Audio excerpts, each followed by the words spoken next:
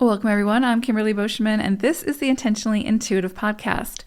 In this episode, we're going to take a look at each life path number's forecast for the full moon that's coming up on November 27th, 2023. Before we get into the forecast, this, of course, is a general reading. If you would like a personalized reading to take a look at your own numerology and your year ahead forecast or anything else you want to take a look at, you can book some time with me. My information is in the description box below. Also, this is a great time to get your year ahead forecast and your diamond forecast to take a look at what energies may be presenting for you in the year of 2024. So let's go ahead and take a look at the forecast for the full moon on November 27th. A life path 22-4. So you all are going to be working with the energy of the 4 at this full moon, as well as goat energy. And I love this because you all are the goats. So with the goat energy, this is interesting. So there's definitely something here about setting healthy standards. And so, and having those very honest conversations with others about your limitations, about what it is that you want to take on and what it is that you do not want to take on. And also holding space for others to have that honesty with you, even when it's not what you want to hear or if it goes against your beliefs or values, but being open to what others have to say as well.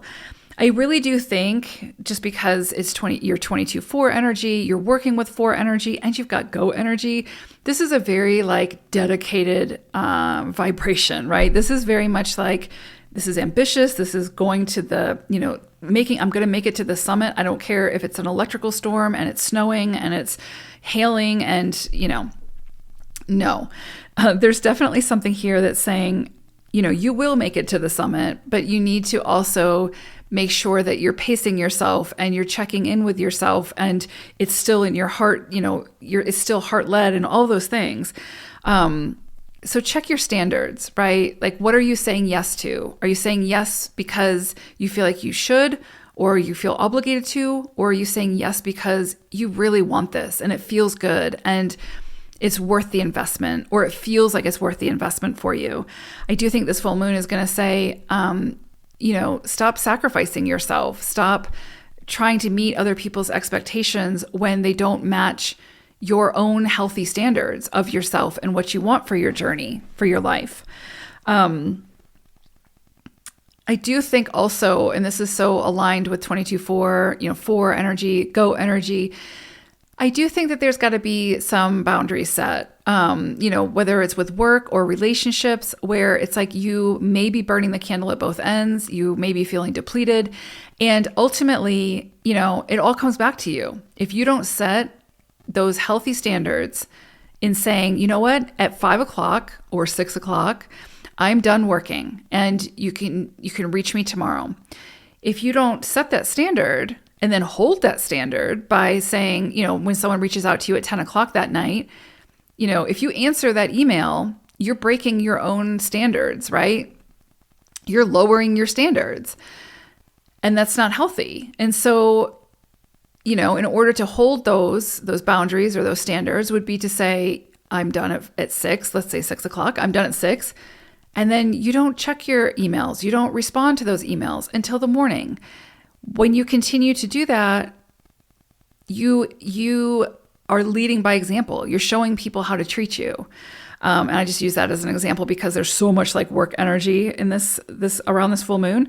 But it doesn't have to be with work. It can be with relationships, anything where it is that you continue to give so much of yourself because you feel responsible to do so, when in reality, are you taking that responsibility on yourself? Or is it really truly something that's been given to you and something that you said yes to because it felt aligned, right? So I do think there's going to be a lot coming in around this full moon that's going to have you looking at what are you saying yes to and why? And what feels good and what doesn't feel good? And where is it that you can have better standards for yourself and your experiences? Where is it that you need to have those conversations with yourself, and then with others to make sure that everybody understands what it is that you expect and what it is that you'll take on and won't take on. But there's a lot here, 22s, about really not burdening yourself, like overburdening yourself and continuing to take on more and more and more when you've like reached your limit. Also, there's definitely something here about, obviously collaboration. That's a big journey for the 22s, but collaboration and seeing different perspectives and receiving help to get to wherever it is you're trying to get to. You do not have to do it all alone. And I know I say that a lot to 22s, but it's such a big part of the journey to recognize that we all have limitations, and we have to recognize and acknowledge those limitations before we can ask for help so that we can alleviate those limitations. So I do think there's going to be a lot coming in here about where it is that you need to say more, know more. You need to not take on so much. You need to potentially,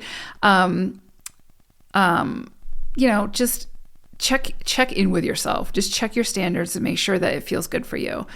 The other side of this is if you are a 22 who has sort of fallen more to, the not showing up, not committing, not sort of putting your, moving towards a bigger vision, whatever the case may be, whether it's relationships or work or whatever. This energy will probably come in and it'll dominate. It'll be pretty intense, to kind of get you motivated, to kind of push you to commit to something, to get in the game, so to speak. And again, it doesn't have to be just about work. It can be about in your own life, in the direction of your life. Because this is very like, let's get serious, let's get committed, let's be, let's have a plan, let's be strategic, but then also not to the extreme, right? To not burn the candle at both ends. So it depends on what needs to come in for you. That's what'll come in. But there's a lot here about making sure you're checking in, that you have some healthy boundaries. Those standards are high, and you're holding them. So I hope it's a great full moon. Take care, 22s. Bye for now.